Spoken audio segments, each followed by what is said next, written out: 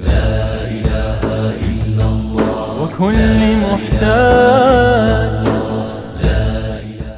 إن الحمد لله نحمده ونستعينه ونستغفره ونؤمن به ونتوكل عليه. من يهد الله فلا مضل له ومن يضلل فلا هادي له وأشهد أن لا إله إلا الله وحده لا شريك له وأشهد أن محمدًا عبده ورسوله. أما بعد فإن خير الحديث كتاب الله وخير الهدي هدي محمد صلى الله عليه وسلم وشر الأمور محدثاتها وكل محدثة بدعة وكل بدعة ضلالة وكل ضلالة في النار. أعوذ بالله من الشيطان الرجيم.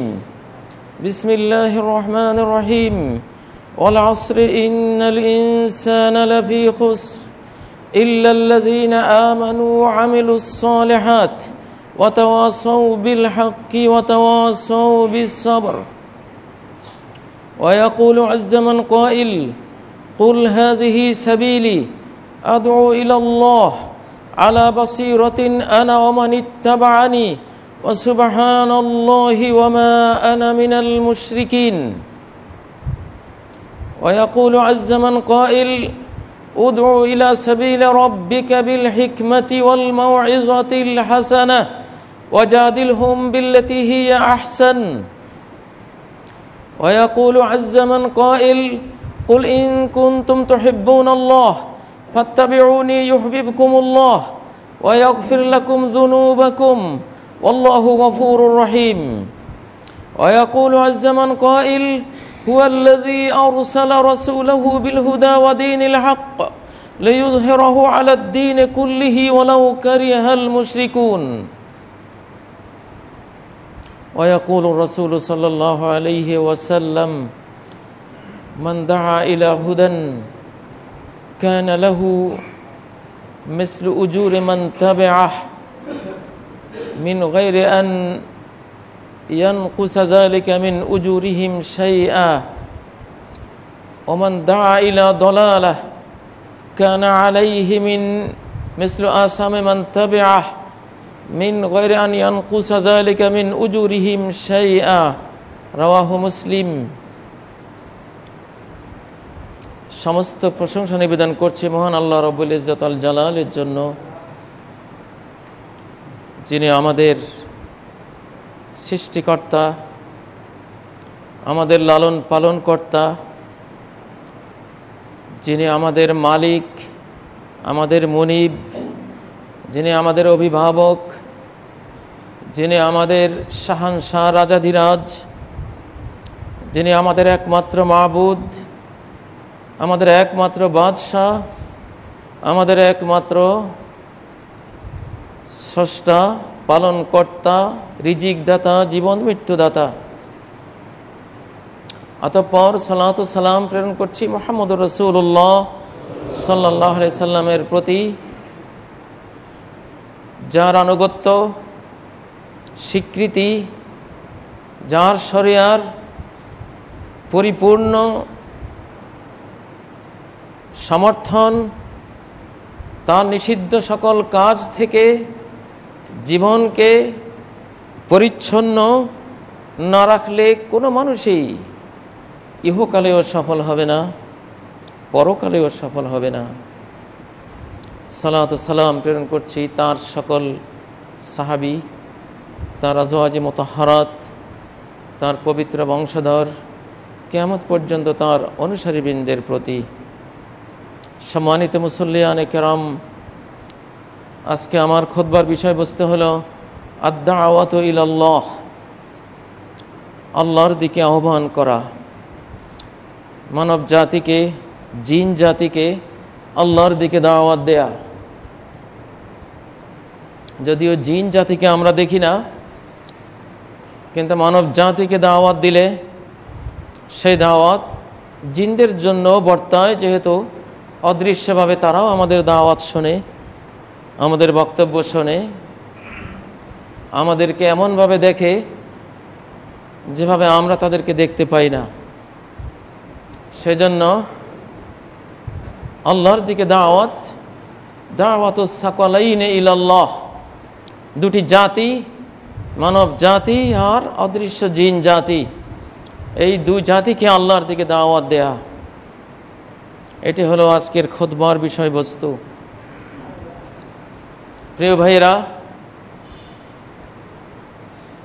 এটা এমন এক যুগ যে যুগে প্রকৃত ইসলাম অপরিচিত হয়ে আছে। প্রকৃত ইসলাম মুসলিম দেশেই প্রবাসী হয়ে আছে, অজানা অচেনা হয়ে আছে। মুসলিমদের কাছেই ইসলাম অপরিচিত। সহিহ মুসলিম বর্ণিত সহিহ হাদিসে রাসূলুল্লাহ সাল্লাল্লাহু আলাইহি ওয়াসাল্লাম এই যুগের চিত্রটি এভাবে এঁকেছেন, বাদা আল ইসলাম গরীবা, ইসলাম যখন সূচনা হয় আমার মাধ্যমে, তখন ইসলাম ছিল গরিব। বাংলা ভাষায় গরিব মানে দরিদ্র, আর আরবি ভাষায় গরিব মানে অপরিচিত, আগন্তুক, প্রবাসী, বিদেশি, যাকে কেউ চিনে না, জানে না, যার ঠিকানা জানা নেই, তাকে আরবি ভাষায় বলা হয় গরিব, অপরিচিত ব্যক্তি। ইসলাম নিয়ে আমি যখন পৃথিবীতে আসি, মুহাম্মদ সাল্লাল্লাহু আলাইহি ওয়াসাল্লাম বলছেন, তখন আমার এই ইসলাম কারো কাছে পরিচিত ছিল না, অজানা ছিল। পরিচিত ছিল দ্বিত্ববাদ, তৃত্ববাদ, বহুত্ববাদ, শিরক। আমার নিয়ে আসা লা ইলাহা ইল্লাল্লাহ, আমার নিয়ে আসা তাওহীদ পরিচিত ছিল না, জানাশোনা ছিল না। অপরিচিত মানুষের প্রতি সাধারণত অবহেলায় প্রদর্শন করা হয়। যাকে চেনে না, সে যে ডক্টর, সে যে একজন মস্ত বড় পণ্ডিত, সে যে একজন বিরাট ব্যক্তি, সে যে একজন নবী, সে যে একজন বড় জ্ঞানী, তাকে কেউ না চিনলে তার যে অবস্থা হয়, সে যে অবমূল্যায়নের শিকার হয়। আমি যখন ইসলাম নিয়ে আসি, কেউ তো চেনে না, কেউ তো জানে না, সেই আমার নিয়ে আসা ইসলাম অবমূল্যায়নের শিকার হয়েছে অপরিচিত বিদেশির মতো। আরব দেশে যেমন বাংলাভাষীরা, বাংলাদেশিরা গেলে ওরা বলে আজনবী, মিসকিন, আজনবী, বিদেশি, মিসকিন, অসহায়। নবী সাল্লাল্লাহু আলাইহি ওয়াসাল্লাম বলছেন, এই ইসলাম আমি যখন নিয়ে আসি, তখন ইসলাম এভাবেই অপরিচিতের মতো অসহায় ছিল। ওয়াসায়াউদু গরিবান কামা বাদা, শীঘ্রই ভবিষ্যতে এই ইসলাম আবার প্রবাসী হয়ে যাবে, বিদেশির মতো, মুসাফিরের মতো অপরিচিত হয়ে যাবে। সেদিন বেশি দূরে নয়। মুসলিম দেশেই আমি যে মুসলিম, আমার কাছে আমার প্রকৃত ইসলাম অপরিচিত। আমি যেটাকে ইসলাম মনে করে বসে আছি, সেটা তো ইসলাম নয়। আসলে অনেক ক্ষেত্রেই তাই হয়। কিছু কিছু মানুষ গভীর জ্ঞানের কারণে, কোরআন সুন্নাহর স্টাডির কারণে সে যেটাকে ইসলাম মনে করেছে, আসলেই তার ইসলাম বাস্তবেই ইসলাম, সে বুঝতে পেরেছে। আর এর বাইরে শোনা শোনা মুসলিম যারা, তার নিজের ইসলামটাই, যেটাকে সে ইসলাম ভাবছে, হয়তো সেটার সাথে ইসলামের কোনো সম্পর্কই নেই। সে ইমিটেশনকে খাঁটি সোনা মনে করে আনন্দে বিভোর। কিন্তু যখন যাচাই করা হবে অথবা আগুনে পুড়িয়ে দেখা হবে জিনিসটা কি, তখন সে বুঝবে, আহা, কি জিনিসকে আমি স্বর্ণ মনে করে বসেছিলাম। মৃত্যুর পরে যখন পোড়া দেয়া হবে ইসলামকে, ওহুসিলা মা ফিস সুদূর, হৃদয়ের মধ্যে কি আছে, কোন জিনিসকে ইসলাম মনে করে বসে আছো, কোন জিনিসকে একত্ববাদ মনে করে বসে আছো, একত্ববাদের নামে কি দ্বিত্ব তৃত্ববাদ পোষণ করেছো, ইসলামের নামে কি কুফর সুদূরের মধ্যে, সিনার মধ্যে লালন করেছো, ঈমানের নামে কুফরিকে লালন করেছো কিনা। হুসিলা মা ফিস সুদূর, তোমার বক্ষে যা কিছু আছে সব যাচাই বাছাই করে বের করে দেখা হবে কি লুকিয়ে রেখেছিলে। এই হাদিসটি থেকে বলতে পারি, এই যুগের অধিকাংশ মানুষের হৃদয়ে যেটা বসে আছে এটা ইসলাম নয়। 15 কোটি মুসলিমের মধ্যে তারা যেটাকে ইসলাম ভাবছে হয়তো 1 কোটি টেকবে, 14 কোটি খারিজ হয়ে যাবে। এই জন্যই মহানবী বলেছেন, একটা সময় আমি দেখতে পাচ্ছি, আমার অন্তর্দৃষ্টি দিয়ে আমি অবলোকন করছি, আমার উম্মতের একটা সময় আসবে, ওয়াসায়াউদু গরিবান কামা বাদা। আমার যুগে যেমন ইসলাম কেউই জানে না ইসলাম কি, একটা সময় আসবে প্রকৃত ইসলাম কি আমার উম্মতের লোকেরাই জানবে না। প্রকৃত একত্ববাদ কি বুঝবে না। লা ইলাহা ইল্লাল্লাহ মুখে বলেছে, এই কালেমার দাবি কি, এর শর্ত কি, এর ব্যাখ্যা কি, বিশ্লেষণ কি, জানবে না। কালেমার সঠিক দাওয়াত দানকারীদের মধ্যে একজন ছিলেন সাইয়্যিদ কুতুব, মিশরের সাইয়্যিদ কুতুব। সাইয়্যিদ কুতুব মৃত্যুর আগে, মৃত্যুদণ্ড কার্যকরের আগে যখন ইমাম সাহেব কালেমা পড়াতে গেলেন, সাইয়্যিদ কুতুব তাকে জিজ্ঞাসা করলেন, আপনি তো ইমাম সাহেব? হ্যাঁ, আমি ইমাম সাহেব। আপনি লা ইলাহা ইল্লাল্লাহ পড়েছেন? হ্যাঁ, লা ইলাহা ইল্লাল্লাহ পড়েছি। আপনি এই লা ইলাহা ইল্লাল্লাহর কারণে বেতনও তো পান, আমাকে এখন লা ইলাহা ইল্লাল্লাহ পড়াবেন, সেজন্য বেতনও তো পাবেন। হ্যাঁ, বেতনও পাবো। তখন সেই ফি জিলালিল কোরআন তাফসিরের লেখক সাইয়্যিদ কুতুব বলেছিলেন, যে লা ইলাহা ইল্লাল্লাহ পড়ার কারণে আপনি বেতন পান, সেই লা ইলাহা ইল্লাল্লাহ পড়া এবং বিশ্লেষণ করার কারণে আমার মৃত্যুদণ্ড হচ্ছে। বুঝতে পারছেন আপনার লা ইলাহা ইল্লাল্লাহ পড়াটা কি জিনিস আর আমারটা কি জিনিস? আপনি বুঝতে পারছেন কত বেশ কম। লা ইলাহা ইল্লাল্লাহ, প্রিয় ভাইয়েরা, কি লাভ দুনিয়াতে কয়দিন গোজামিল দিয়ে সম্পদের মোহে অথবা কল্লা যাবার ভয়ে লা ইলাহা ইল্লাল্লাহর মূল মর্মকে লুকিয়ে রেখে চলে গেলাম, আর অনন্তকালের জেলখানায় যাবজ্জীবন কারাদণ্ডে দণ্ডিত হলাম জাহান্নামের। কি লাভ? কোনো লাভ নেই। এই পৃথিবীতে চর্মচক্ষু দিয়ে যা দেখা যায় সবই স্বপ্ন। স্বপ্নের ঘরে যেমন কেউ ঘুমন্ত অবস্থায় দেখছে সে বিমানে আমেরিকা যাচ্ছে, বিমানে সৌদি আরব যাচ্ছে, জাম্বো জেট বিমান, কি বিশাল, কি আরাম, তাকে বিভিন্ন রং বেরঙের খাবার পরিবেশন করা হচ্ছে, সে বিজনেস ক্লাস সিটে বসে আরাম করে উড়ে যাচ্ছে। কত কি স্বপ্ন দেখছে, চোখ বন্ধ অবস্থায় দেখছে, চোখ খুলে দেখে আরে নিজের রুমই তো শুয়ে আছে, কিছুই তো নাই। ওটা হলো ঘুমের ঘরে দেখা, চোখ খুলে গেলে সব শূন্য মিলে যায়, কিছু পাওয়া যায় না। আরেকটা হলো চোখ খোলা অবস্থায় দেখা যাবে, চোখ বন্ধ হলে আর কিছুই খুঁজে পাওয়া যাবে না। সেটা হলো আমাদের এই 70-80 বছরের জীবন, 60-70 বছরের জীবন। চোখ খোলা অবস্থায় যা দেখছি, কত বাড়ি, কত গাড়ি, কত শাড়ি, কত ধন, কত ইন্ডাস্ট্রি, কত ক্ষমতা, কত জনগণ, কত সাপোর্ট, কত পাওয়ার, কত কি আমার চক্ষু বন্ধ হলো, আহা কোথায় গেল? কিছুই তো নাই। ওই দেখছি সব লোহার দণ্ড নিয়ে আযাবের ফেরেশতা দাঁড়িয়ে আছে চতুর্দিকে, ডানে বামে। আমার বাহিনী গেল কই? আমার সম্পদ গেল কই? আমার ইন্ডাস্ট্রিগুলো কই? আমার যে এত কোটি কোটি সাপোর্টার কোথায় গেল? হালাকা আন্নি মা আগনা আন্নি মালিয়া, আমার সম্পদ তো কিচ্ছু কাজে আসলো না। হালাকা আন্নি সুলতানিয়া, ক্ষমতা ছিল সেটাও তো দেখি ধ্বংস হয়ে গেছে, সেটাও তো নাই। প্রিয় ভাইয়েরা, প্রকৃত ইসলামটা, প্রকৃত মুসলিম যে থাকবে এই মাটির জগতে, হৃদয় বিচরণ করবে আরশের আশপাশে, জান্নাতের চারপাশে তার হৃদয় বিচরণ করবে। পৃথিবীতে তাকে দেখা যাবে আসহাবে কাহাবের মতো চোখ খোলা। ওই যুবকেরা 309 বছর ঘুমিয়েছিল চোখ খোলা অবস্থায়, যে দেখেও ভয়ে পালিয়ে যাবে, চোখ খোলা ঘুমিয়ে আছে,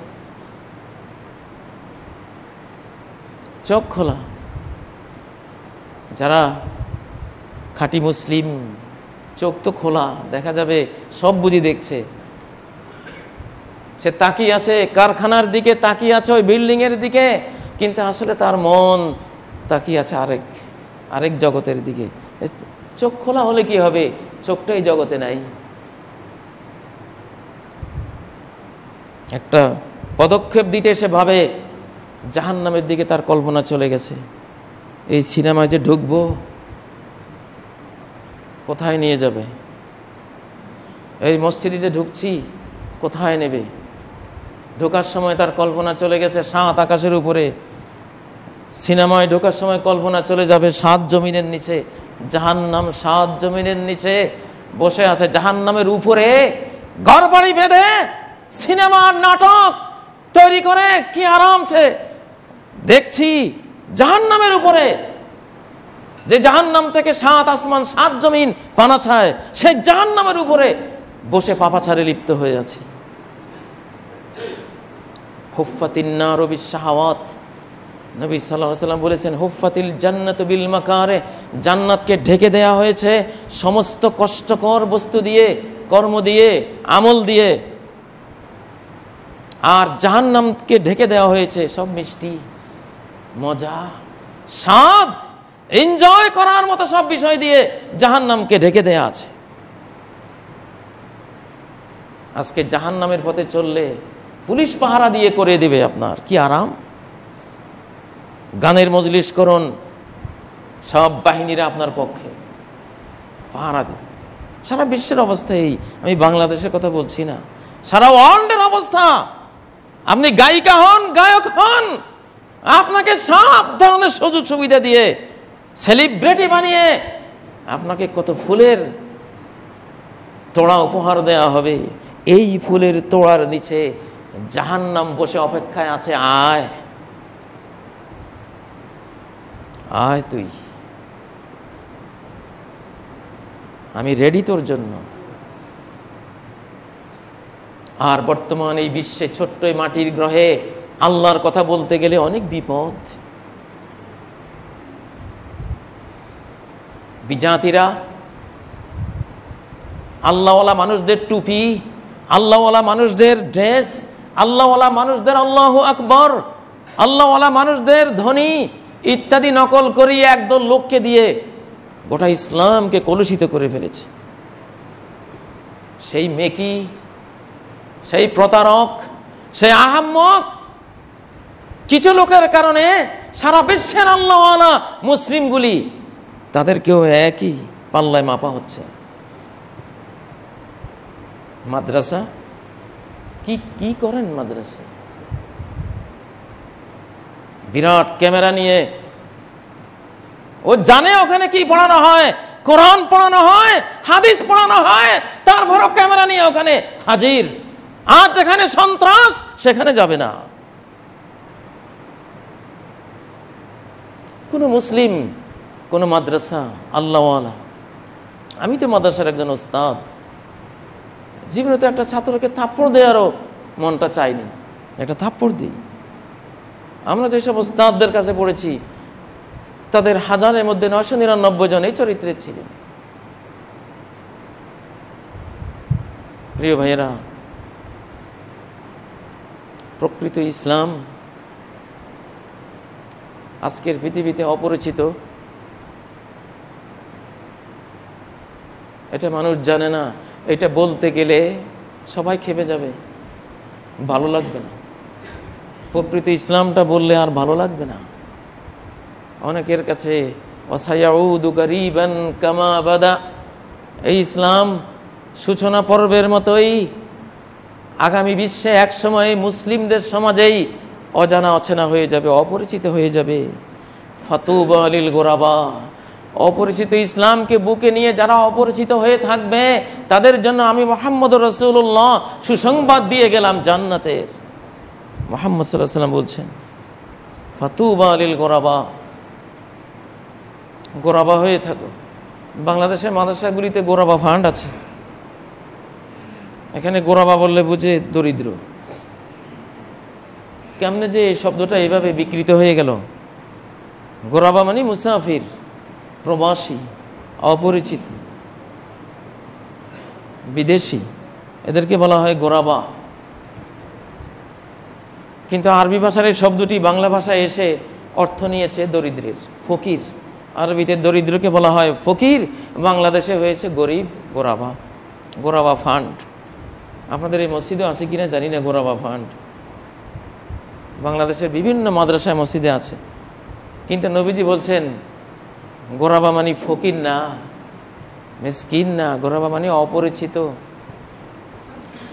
লা ইলাহা ইল্লাল্লাহ মুহাম্মাদুর রাসূলুল্লাহ, এই কালেমার প্রকৃত বিশ্লেষণ করে দিলে, যেইভাবে বুঝলে ডান হাতে আমলনামা আসবে, যেইভাবে বুঝলে জান্নাতুল ফেরদাউসের একখানা ঠিকানা পাওয়া যাবে, যেইভাবে বুঝলে জাহান্নামের কঠিন অনন্ত শাস্তি থেকে বাঁচা যাবে, সেইভাবে যদি বুঝাতে যান তাহলে নিজে অপরিচিত হয়ে যাবেন, অজানা অছানা হয়ে যাবেন।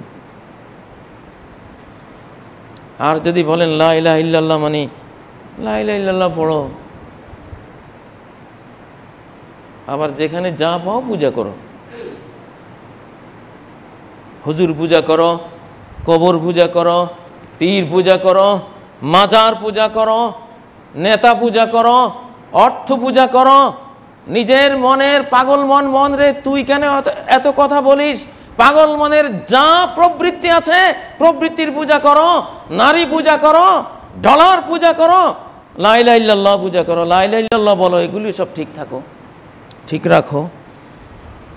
মসজিদে নামাজও পড়ো, সালাতও পড়ো, হোটেলে গিয়ে মদও পান করো, আল্লাহ রাজি থাকুক, শয়তানও নারাজ না হোক। এইভাবে ব্যাখ্যা দিলে সবাই খুশি।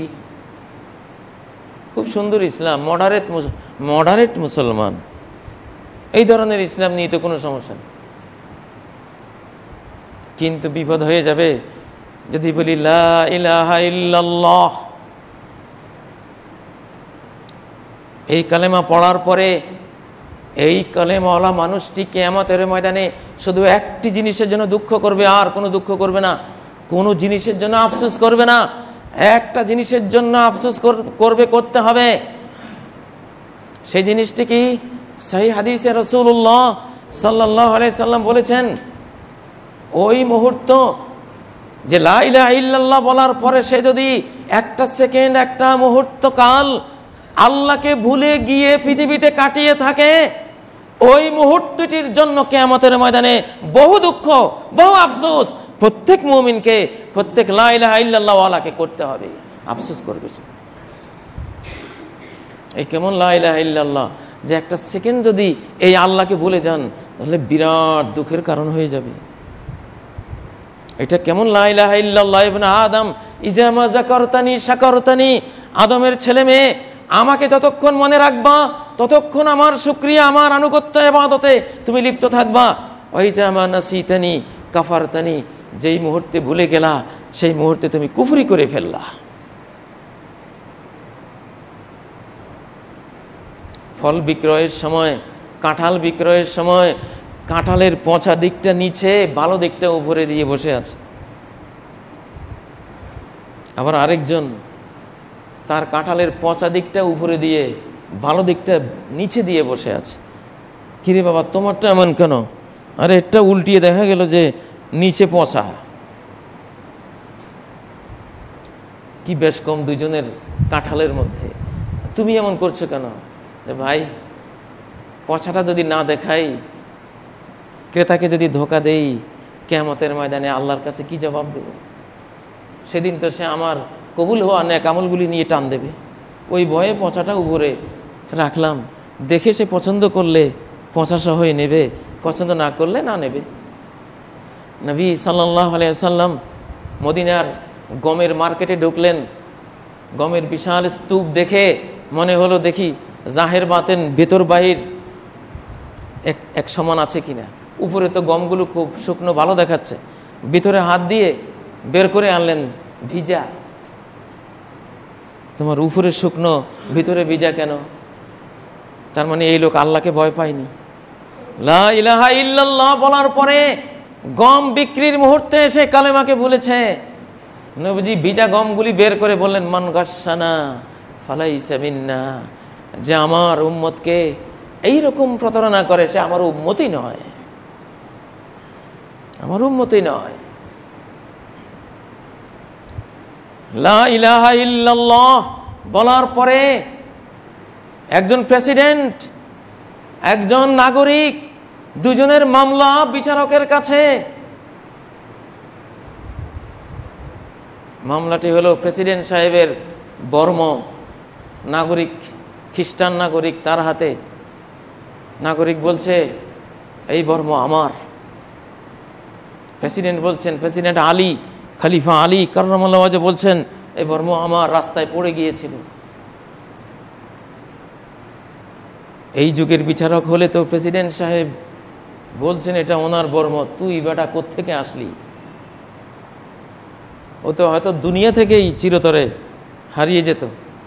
কিন্তু না, যারা আল্লাহকে ভয় পায় তাদের ওখানে এটা সম্ভব নয়, মোটেও সম্ভব নয়। ওই বিচারকও আল্লাহর সামনে দাঁড়াবার ভয়ে ভীত।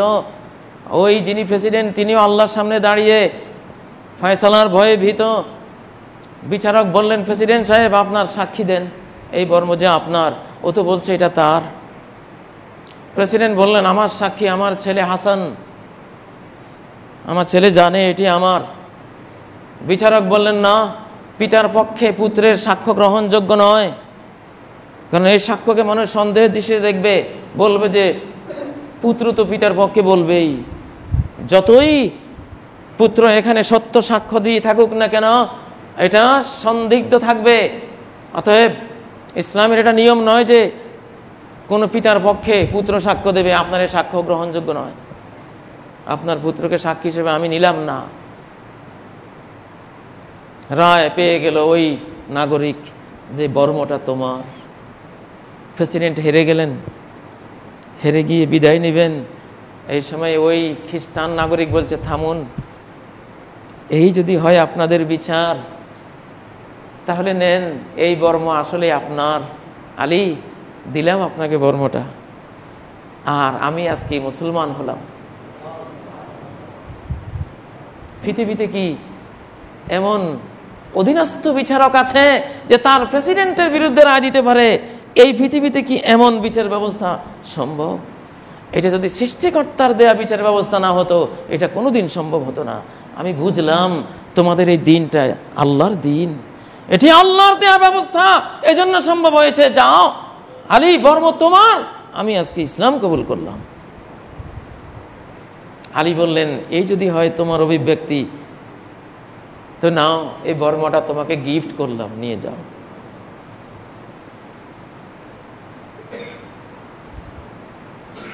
বিচার করার সময় বিচারক আল্লাহর ভয়ে সন্ত্রস্ত, বিচার প্রার্থীরাও আল্লাহর ভয়ে সন্ত্রস্ত। হই না আমি প্রেসিডেন্ট, অন্যায় করলে কিয়ামতের দিন ওই নাগরিকের মতোই হাত কড়া বেড়ি পরিয়ে আল্লাহর কাছে নেওয়া হবে। মা মিন আমির আশারাতিন ইল্লা ইউতা বিহি ইয়াউমাল কিয়ামাতি মাগলুলাতান ইয়াদাহু ইলা উনুকি। 10 জনের নেতৃত্ব যে দেবে, মাত্র 10টা লোকের কর্তা, 10 জনের নেতা, 10 জনের মেম্বার, 10 জনের কমিশনার, 10 জনকে সে দুনিয়াতে কর্তৃত্ব করেছে। এমন প্রত্যেক কর্তা ব্যক্তিকে, মেম্বার হোক, চেয়ারম্যান হোক, কমিশনার হোক, যেই কেউ হোক, এমন প্রত্যেক ব্যক্তিকে কিয়ামতের দিন তোলা হবে এইভাবে, দু হাতে ঘাড়ে বেড়ি পরিয়ে এইভাবে তোলা হবে। ইয়াফুকুহু আদলুহু আও ইউবিকুহু জাওরুহু। সে যদি ন্যায় করে থাকে তাহলে ন্যায় তাকে বাঁচিয়ে দেবে, যদি অন্যায় করে থাকে অন্যায় তাকে ধ্বংস করে দেবে। প্রিয় ভাইয়েরা, প্রকৃত ইসলাম হলো একজন মুমিন, তার কথার মধ্যে ইসলাম, তার কর্মের মধ্যে ইসলাম, তার চিন্তা চেতনার মধ্যে ইসলাম, তার পরিবারের মধ্যে ইসলাম, তার বেচা বিক্রির মধ্যে ইসলাম, সে শাসক হলে সেখানে তার ইসলাম, সে নাগরিক হলে সেখানে তার ইসলাম, সবখানেই তার ইসলাম থাকবে। এই ইসলাম নিয়ে সে কবরে গেলে সে জান্নাতুল ফেরদাউস লাভ করবে ইনশাআল্লাহ। প্রিয় ভাইয়েরা, এই জন্য ফাতুবা লিল গোরাবা, গোরাবাদের জন্য সুসংবাদ। সাহাবীরা বললেন, গোরাবা কারা হে আল্লাহর রাসূল? তিনি বললেন, আল্লাযীনা ইউসলিহুনা মা আফসাদান নাসু মিন সুন্নতি, আমার সুন্নাহ, আমার জীবনধারা, আমার ইসলামের যা যা মানুষ নষ্ট করে ফেলেছে এগুলোকে যারা ইসলাহ করে দেয় তারা হলো গোরাবা। আমি তাদেরকে সুসংবাদ দিয়ে গেলাম। প্রিয় ভাইয়েরা, আমি কাজী ইব্রাহিম কার হাতে মুসলিম হয়েছি? আমার পূর্বে যারা পৃথিবীতে ছিলেন অবশ্যই তাদের হাতে।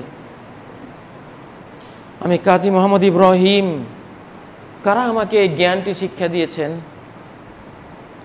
কারা এমন ছিল যে তারা আমাকে জ্ঞান শিক্ষা না দিলে আমি আজকে একজন মূর্খ হতাম, একজন মুনাফিক হতাম, একজন বেঈমানও হতে পারতাম, নাউজুবিল্লাহ। সেই লোকগুলোকে যারা আমাকে এই জ্ঞানটা শিক্ষা দিয়েছে, সেই লোকগুলো কারা যারা আমাকে আরবি ভাষার এই জ্ঞানটি দিয়েছে, এই কোরআন, এই সুন্নাহ, আকীদা শিক্ষা দিয়েছে, তারা কারা?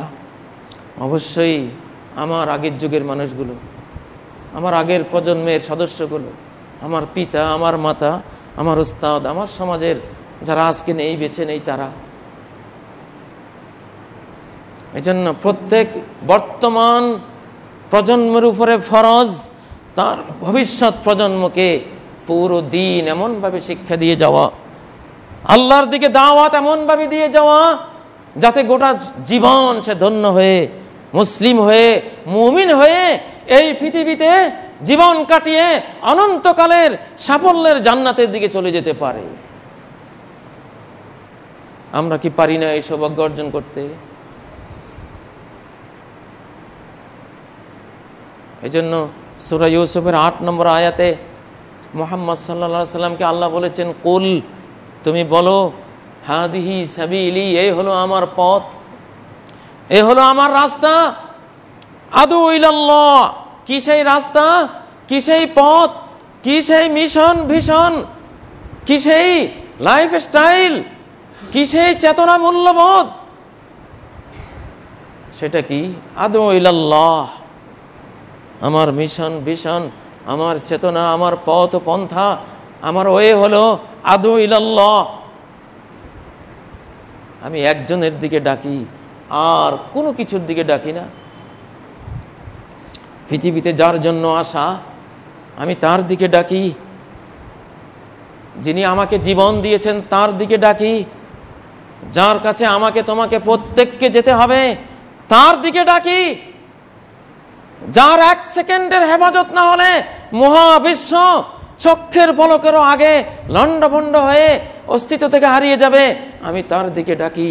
তিনি কে? আদু ইলাল্লাহ, অর্থাৎ আমি আল্লাহর দিকে ডাকি, কোনো দলের দিকে ডাকি না, আমি কোনো মাযহাবের দিকে ডাকি না, আমি কোনো মতবাদের দিকে ডাকি না, আমি কোনো আস্তানা দরবার শরীফের দিকে ডাকি না, আমি কোনো তরিকার দিকে ডাকি না, আমি কোনো আমার দিকে ডাকি না, আমার বাপদাদার দিকে ডাকি না। আমি ডাকি শুধুই একজনের দিকে, তিনি হলেন আল্লাহ। আমি আল্লাহর দিকে ডাকি, হে মুহাম্মদ তুমি এটা বলো।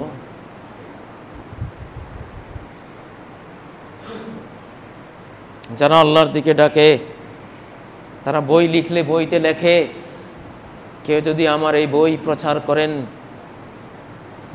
আল্লাহ তাকে এর উত্তম বিনিময় দেবেন। আর যারা আল্লাহর দিকে ডাকে না তারা বই লিখে লিখবে, এর সর্বসত্য লেখক কর্তৃক সংরক্ষিত একটা লাইন যদি কেউ লিখে নিজের বইতে প্রচার করে তাহলে সে আইনত দণ্ডনীয় অপরাধ করল।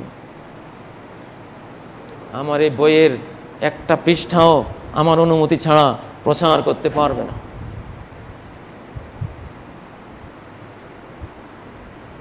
আরব জাহানের বড় বড় লেখকরা বই লিখে নিচে লিখে দেয় ইউআজ্জাউ মাজ্জানান, ফ্রি বিতরণের জন্য, ফ্রি বিতরণ করা হবে। আর আমাদের এসব দেশে বই লিখে সর্বসত্য লেখক কর্তৃক সংরক্ষিত। এখানে কেউ যদি একটা কোথাও তার অনুমোদনের বাইরে কোড করে চর্যবৃত্তি হিসেবে তিনি ব্লেম দিয়ে রাখেন। কিন্তু যিনি লিখলেন আমার কোনো সত্য নেই, এটা জ্ঞান মানব জাতির জন্য রেখে দিলাম। ইমাম বুখারী লিখে দেননি যে বুখারীর সর্বসত্য আমি মুহাম্মদ ইবনে ইসমাইল কর্তৃক সংরক্ষিত, কেউ এটা লিখতে পারবে না, শুধু আমার ছেলে মেয়েরাই বুখারী শরীফ লিখে বিশ্বে প্রচার করতে পারবে। এটা লিখলে আমার মনে হয় না তার এই বুখারী আজও সারা বিশ্বের ঘরে ঘরে এইভাবে থাকতো। তার এই ইখলাস না থাকলে, যিনি সত্য নিজে সংরক্ষণ করেন তার সত্য হারিয়ে যায়, যিনি সত্য আল্লাহর জন্য দিয়ে দেন তার সত্য হারায় না, এই পৃথিবীতেও থাকে, তার অনন্ত জীবনেও থাকে। কুল হাযিহি সাবিলি আদউ ইলাল্লাহ, আমি আল্লাহর দিকে ডাকি, আমি তো তোমার আল্লাহর দিকে তোমাকে ডাকি, তুমি আমার উপরে খেপো কেন? তুমি কি মরবা না? ওয়া ইলাল্লাহিল মাসির, আল্লাহর দিকেই তো তোমাকেও যেতে হবে। ও ফেরাউন, ও আহদিয়াকা ইলা রব্বিকা ফাতাখশা, আমি তোমাকে কি তোমার রবের দিকে রাস্তা দেখাবো, তাহলে তোমার রবকে তুমি ভয় পেয়ে শুধরে যাবে। দা ইলাল্লাহদের উপরে ক্ষিপ্ত উচিত না, তোমাকে তোমার কল্যাণের দিকে ডাকছে। আল্লাহর দিকে দাওয়াত দাতারা কি করবে? তারা কাকে ভয় পাবে? ওই দিকে আল্লাহর দৃষ্টি তার উপরে 24 ঘন্টা নিবন্ধ। সে কি বলে আল্লাহ রেকর্ড করছেন, কিরামান কাতিবিন রেকর্ড করছে, শাস্তির তলোয়ার তার মাথার উপরে ঝুলছে। কাজী ইব্রাহিম যদি উল্টা পাল্টা বলো, একেবারে সোজা অনন্তকালে জাহান্নামে ফেলে দেব। কে বাঁচাবে? মুহাম্মদ সাল্লাল্লাহু আলাইহি সাল্লামকে বলছেন ওয়ালাউ তাকাওয়ালা আলাইনা বা'দাল আকাওয়িল, মুহাম্মদ যদি কোনো কথা নিজে বানিয়ে আমার নামে চালিয়ে দেয়, লা আখাযনা মিনহু বিল ইয়ামিন, ডান হাত চেপে ধরবো তাকে, সুম্মা লাকাতানা মিনহুল ওয়াতিন, তার জীবন শিরা কেটে দেব আমি। আল্লাহ বলছেন ও মুহাম্মদ, বানিয়ে যদি উল্টা পাল্টা বলো, তোমার জীবন শিরা আমি আল্লাহ কেটে দেব, ডান হাতে চেপে ধরে তোমাকে। এই খতিবগুলো কই যাবে তাহলে? আপনাকে ভয় পেয়ে আপনি যেভাবে পছন্দ করেন সেভাবে বলতে হবে না, আল্লাহকে ভয় পেয়ে আল্লাহ যেভাবে পছন্দ করেন সেভাবে বলতে হবে। বলুন কোনভাবে বলতে হবে? অবশ্যই আল্লাহকে ভয় পেয়ে আল্লাহ যেভাবে পছন্দ করেন সেভাবে বলতে হবে। আপনি রাজি হন, আপনি নারাজ হন, আপনি রেগে অগ্নিশর্মা হন, কিছু যায় আসে না, কারণ এটা আল্লাহ রাসূলের মিম্বর, এটি আল্লাহর ঘর। এই জন্য আল্লাহর ওয়াস্তে আল্লাহর খতিবরা মিম্বরের এই খতিবরা যখন কোনো কথা বলে কেউ রাগ হবেন না। খতিব বাধ্য, খতিবের উপরে আল্লাহর তলোয়ার ঝুলছে, আপনিও তলোয়ার ঝুলিয়েছেন। এখন সে কম্পেয়ার করে দেখছে আপনারটা ক্ষণস্থায়ী কিন্তু আল্লাহরটা চিরস্থায়ী। আল্লাহর আযাবে পড়লে আর বাঁচার উপায় নেই। আপনি আযাব দিলেও আমি দুনিয়াতে কষ্ট পেলেও আখেরাতে জান্নাত পাবো ইনশাআল্লাহ। অতএব হিসাব নিকাশ করে কাকে ভয় পাবো?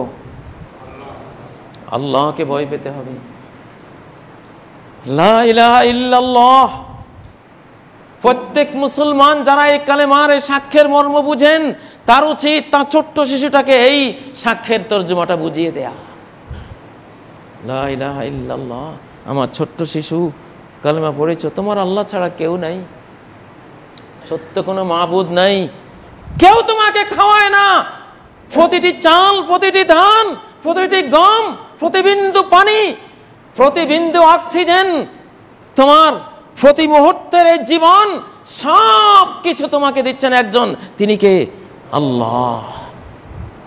তুমি শুধু তাকেই ভয় পাবে, যা করবে শুধু তার জন্য করবে, কারো জন্য কিছু করবে না। আমি যদি বলি দেশের জন্য আমি আমার জীবন উৎসর্গ করেছি, তাহলে আমি শিরকে আকবর করে কবরে গেলাম। দেশের জন্য জীবন উৎসর্গ করে কবরে গেছ, আল্লাহ বলবে আমার জন্য তো করো নাই, তা আমার কাছে কি চাও? দেশের কাছে চাও। হাসরের ময়দানে দেশ নিয়ে আসো, দেশ তোমাকে কিছু দিক।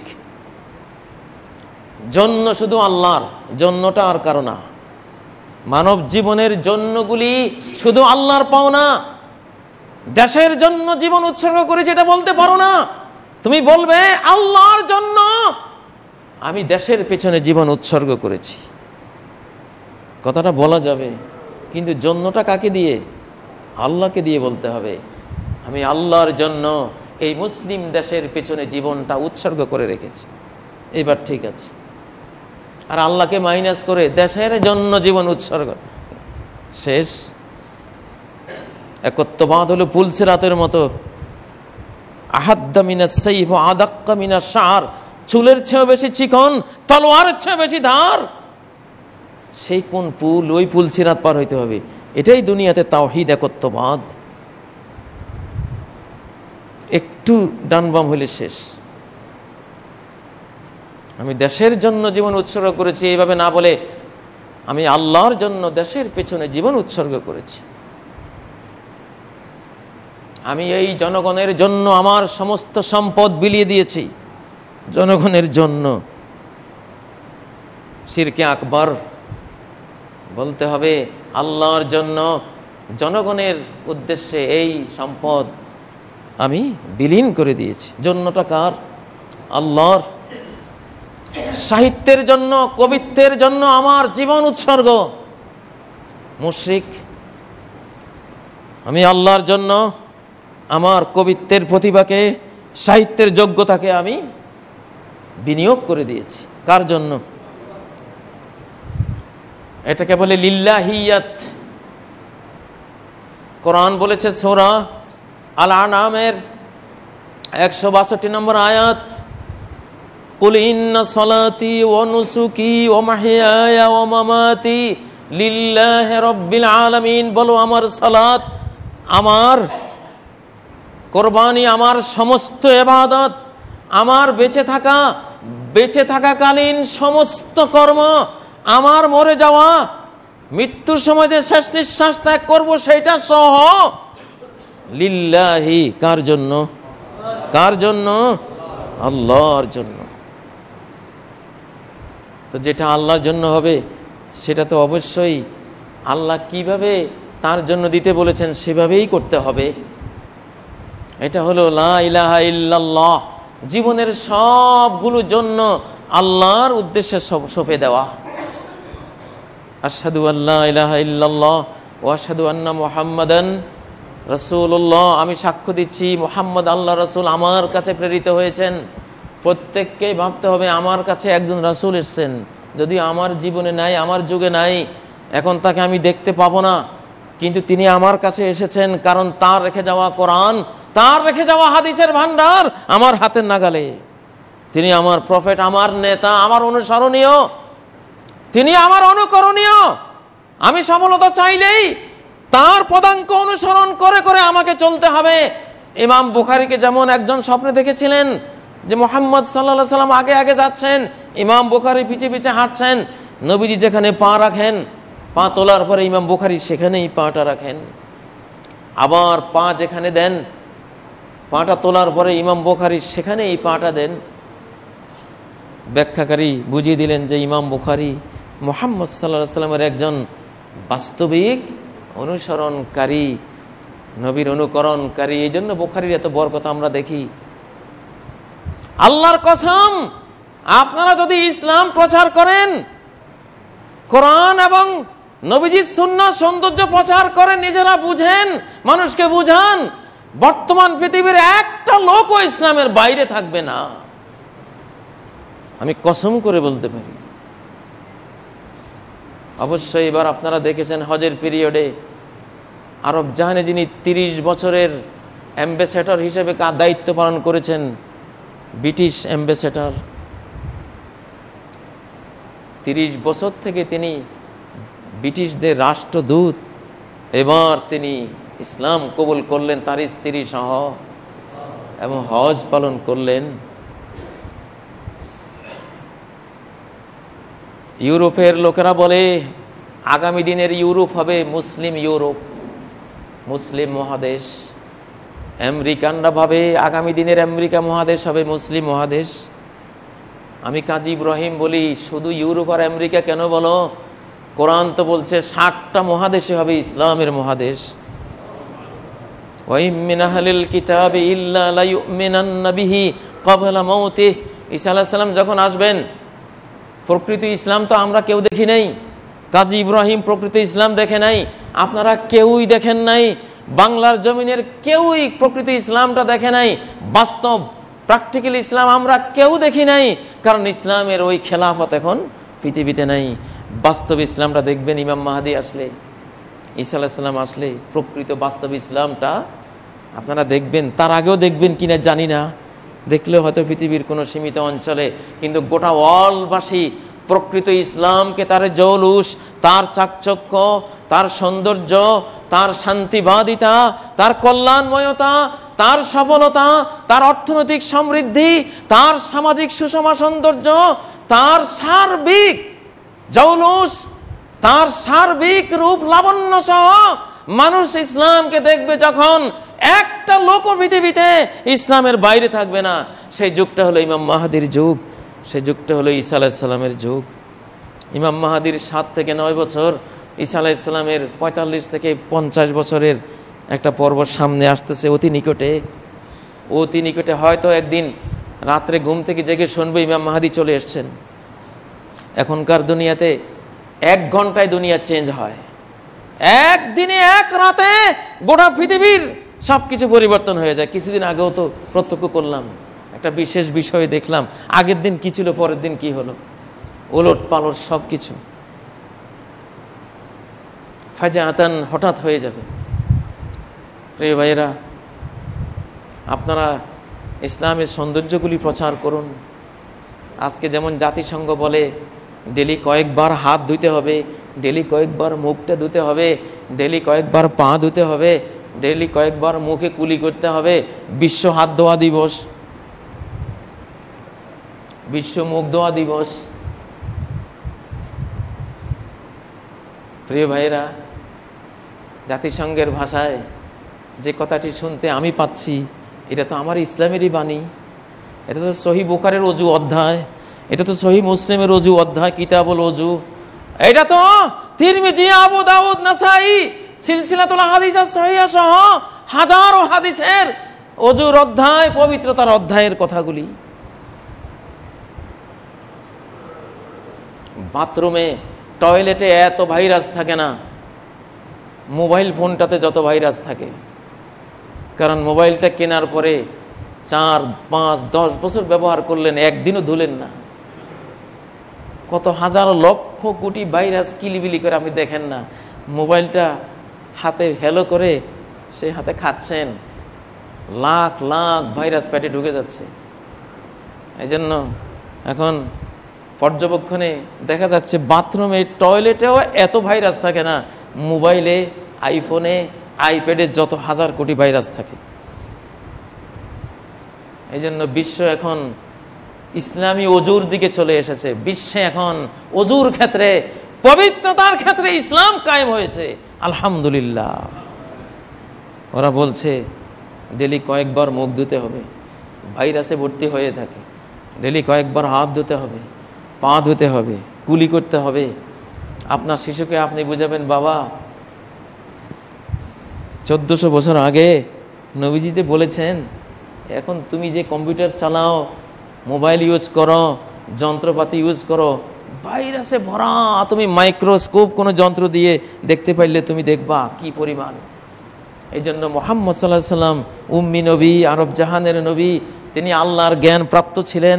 এই জন্য তিনি আজকের 1400 বছর পরে বিজ্ঞানীরা যেটা বলছে, 1400 বছর আগে থেকে আমাদেরকে সেটা জানিয়ে গেছেন। এই দেখো তোমার বুখারীর হাদিসগুলি, এই গাসালা ইয়াদাইহি সালাসান, হাত 3 বার ধুয়েছেন, তারপর ইস্তানশাকা সালাসান, নাকে 3 বার পানি দিয়েছেন, মদমদা সালাসান, 3 বার কুলি করেছেন। এই যে হাদিসগুলি পড়ো, ইসলামের সৌন্দর্য বিজ্ঞান সহ আপনার সন্তানকে, আপনার স্ত্রীকে, আপনার মেয়েকে আপনি বুঝিয়ে দেবেন। ইয়া আলী লা তুতবিইন নাজরাতান নাজরা, আলী রে, আলী কোনো মেয়ের দিকে একবার দৃষ্টি পড়লে আরেকবার দৃষ্টি দিতে পারবা না। শ্বশুর জামাইকে বলছেন, মুহাম্মদ সাল্লাল্লাহু আলাইহি সাল্লাম শ্বশুর, আলী হলেন জামাতা। আমরা তো জামাই বাবাদেরকে কিচ্ছু কই না, শরম লাগে। দিনের ক্ষেত্রে কিসের শরম? কোনো শরম নাই। ইয়া আলী লা তুতবিইন নাজরাতান নাজরা, দৃষ্টি একবার পর আরেকবার নারীর দিকে দিতে পারবা না। ইসলামের এই সোনার খনিটা, এই যে দৃষ্টি না দেয়ার এই ট্রাফিক আইনটা, এর সৌন্দর্য কি, এর বিজ্ঞান কি, এর সায়েন্টিফিক যুক্তিগুলি কি এতদিন লুকিয়ে ছিল, আজকে আল্লাহ বের করে দিয়েছেন। যে দৃষ্টির সাথে শুধু দৃষ্টি বিনিময় হয় না, দৃষ্টির সাথে ভালোবাসা বিনিময় হয়ে যায়, দৃষ্টির সাথে আবেগ বিনিময় হয়ে যায়, দৃষ্টির সাথে হৃদয়ের অনুভূতিগুলির বিনিময় হয়ে যায়।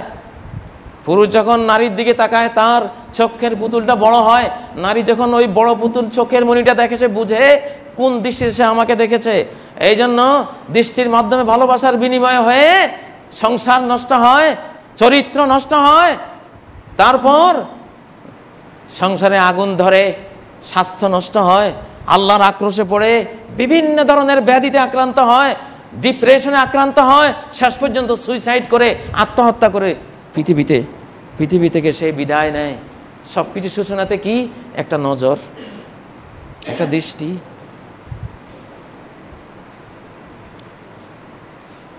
ইসলামের এই সৌন্দর্যগুলি বলে বলে আপনারা ইসলাম প্রচার করুন।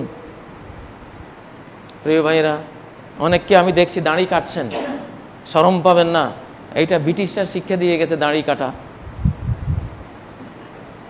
ব্রিটিশদের আগে এই দেশে কেউ দাড়ি কাটতো না।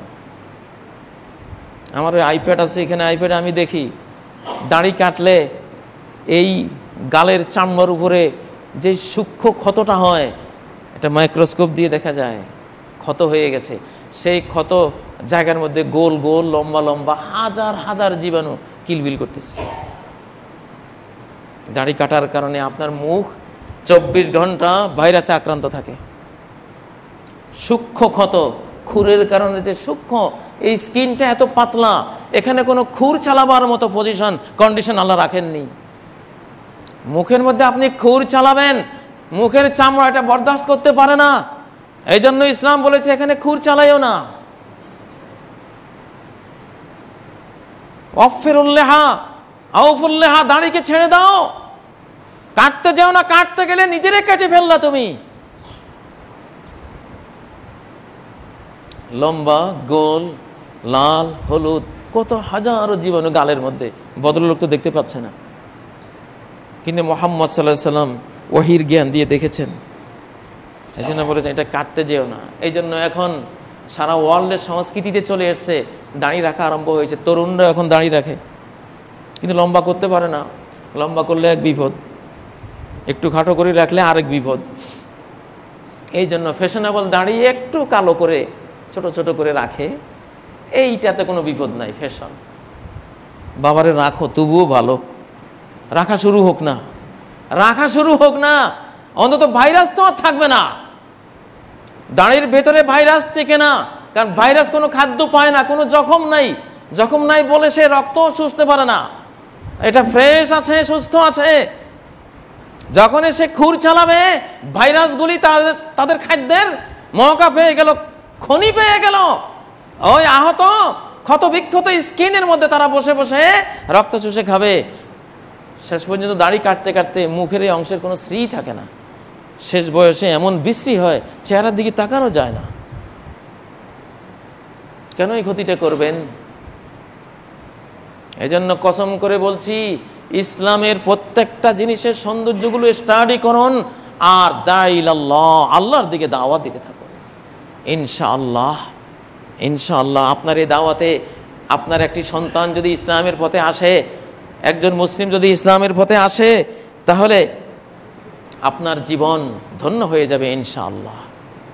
প্রিয় ভাইরা, আসুন আমরা আল্লাহর দিকে, মানব জাতিকে দাওয়াত দেই, ইসলামের দিকে দাওয়াত দেই, ইসলামকে স্টাডি করে করে এর কল্যাণগুলি আমরা মানুষকে বলি।